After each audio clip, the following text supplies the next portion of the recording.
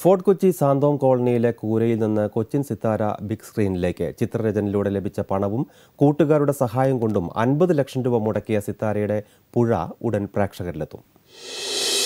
നമ്മുടെ ലക്ഷ്യത്തിലേക്ക് ഇനി എന്ത് കല്ല് കരട് കാഞ്ഞൊരു കുറ്റി മുള്ളുമുരുടെ മൂർക്കം പാമ്പ് വന്നാലും സിത്താര നടക്കും, നടന്നിരിക്കും. അത് എൻ്റെ ലക്ഷ്യമാണ്. കഥ, തിരക്കഥ, ഗാനരചന, നിർമ്മാണം, സംവിധാനം കൊച്ചി സിത്താര.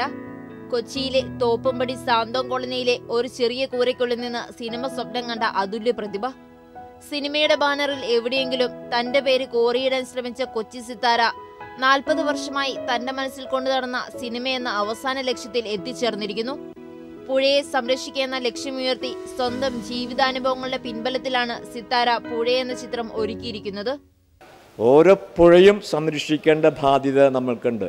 കുടത്തിൽ വെള്ളം, പൈപ്പിൽ നിന്ന് വെള്ളം വന്നില്ലെങ്കിൽ വാട്ടർ അതോറിറ്റിയെ കുറ്റം പറയുന്ന സംസ്കാരമല്ല നമുക്ക് വേണ്ടത്.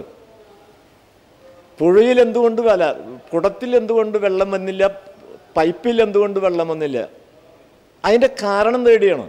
ആ കാരണം തേടുമ്പോൾ ഒരു പുഴയും നമ്മൾ ഇവിടെ വേസ്റ്റാക്കില്ല.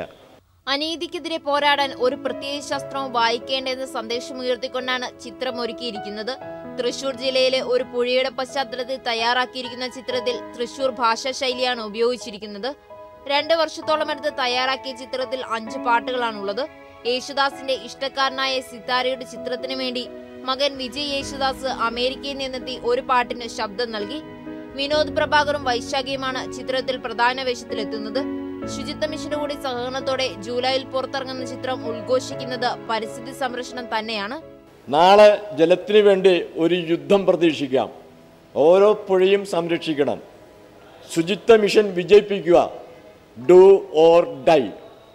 എലിസ വിജോൺ, ജീവൻ ന്യൂസ്, കൊച്ചി.